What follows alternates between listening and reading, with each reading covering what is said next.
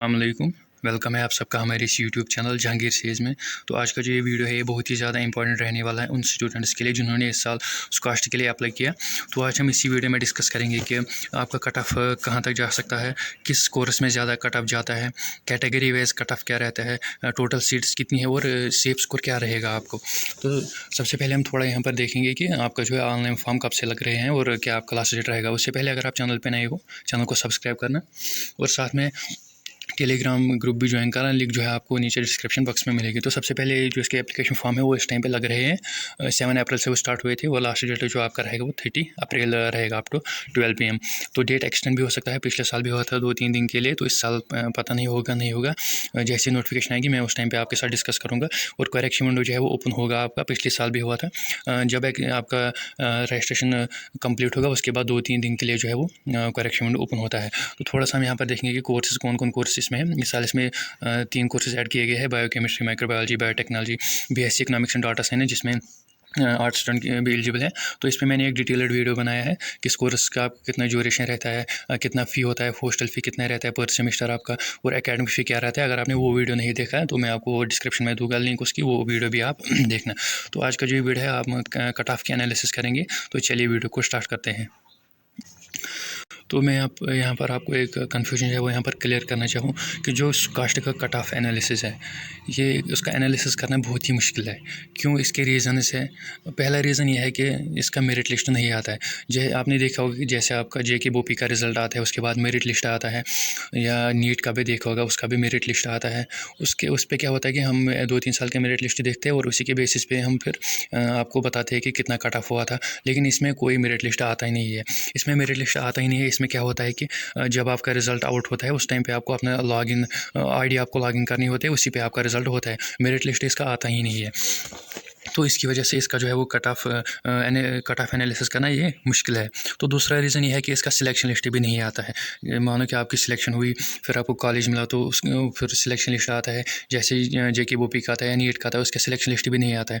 आपको वहाँ पर बुलाया जाता है, ऑनलाइन काउंसलिंग के लिए आपको बुलाया जाता है, और आपको वहाँ पर ही आपको पता चलता है कि मुझे कौन सा कॉलेज मिलता है। आप इसमें कॉलेज को भी प्रेफरेंस नहीं दे सकते कि मुझे वो कॉलेज चाहिए।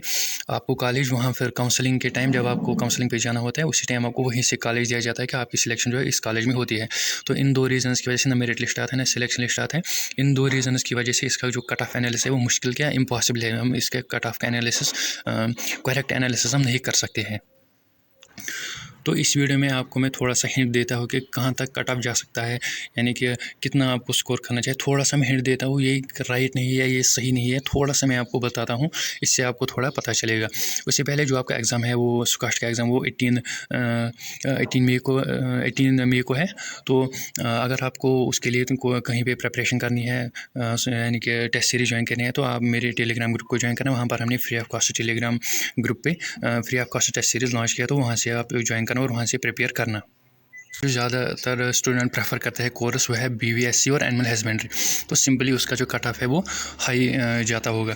तो मैं आपको यही बताऊंगा कि जो इसमें कट ऑफ जाता है, अगर आप ओपन मेरिट से हो, ओपन मेरिट से अगर आप हो तो आपको 100+ आपको स्कोर करना होगा, 110+ आपको स्कोर करना होगा अगर आप ओपन मेरिट से हो। तो अगर आप किसी रिजर्व्ड कैटेगरी से हो तो आपको 100+ तक आपको स्कोर करना होगा, यानी कि 100+ आपको स्कोर करना होगा, तभी आपके जो है वो आप काउंसलिंग में जा सकते हो। अगर 90 भी है तो काउंसलिंग आप करना, फिर देखना वहाँ पर क्या होता है, क्योंकि मैंने आपको पहले ही बताया कि कट ऑफ का थोड़ा एनालिसिस करना मुश्किल है। तो अगर आपको 90+ है तो आप काउंसलिंग के लिए ज़रूर जाना।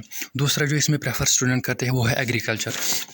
सबसे पहले BVSC और एनिमल हस्बेंड्री को प्रेफर करते हैं स्टूडेंट, उसके बाद एग्रीकल्चर। तो अगर मैं आपको एग्रीकल्चर में बताऊंगा उसका कट ऑफ कितना जाता है, तो उसका कट ऑफ एटलीस्ट 60 के प्लस से जाता होगा। कुछ स्टूडेंट से मैंने बात की थी, उन्हीं के बेसिस में मैं आपको बता रहा हूँ। तो 60 के प्लस आपका कट ऑफ जाता होगा। अगर आपके 50+ भी है तो आप काउंसलिंग के लिए जाना। तो जो बाकी कोर्सेज हैं उनमें उतना कट ऑफ हाई नहीं जाता है। ज़्यादा कट ऑफ जो जाता है वो BVSC और एनिमल हस्बेंड्री कोर्स में जाता है, बाकी कोर्स में उतना कट ऑफ नहीं जाता है। एग्रीकल्चर के लिए 60+ आपका कट ऑफ रहेगा, और जो बाकी बचे हुए कोर्सेज हैं तो उनमें आपको अगर आपको 40 या 45+ मार्क्स है, काउंसलिंग के लिए ज़रूर जाना, काउंसलिंग के लिए अप्लाई करना है, फिर वहाँ पर देखना क्या होता है। और जो इस साल इसमें कुछ कोर्सेज ऐड हुए हैं कि जैसे कि बायोकेमिस्ट्री है, माइक्रोबायोलॉजी है, बायोटेक्नोलॉजी है, BSc economics and data science है।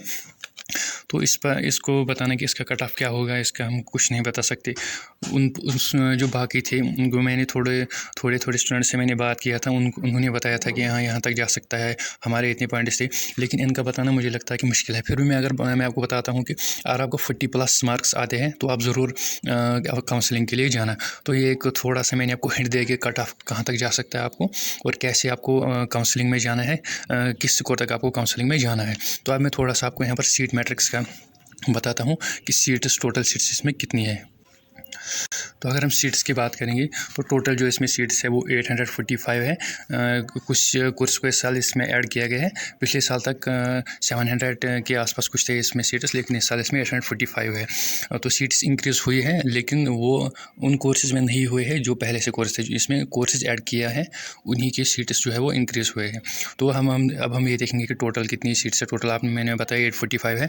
ये आप देख सकते हो किस कोर्स के लिए कितनी सीट्स है। BSc के लिए 96, एग्रीकल्चर के 175, horticulture 175, forestry 81, sericulture 77, BFSC 54, BTech 59। BTech का जो आपका सिलेक्शन होता है वो JK Bobby CET एग्ज़ाम पे होता है, इसमें आपको कास्ट एग्ज़ाम पे नहीं होता है।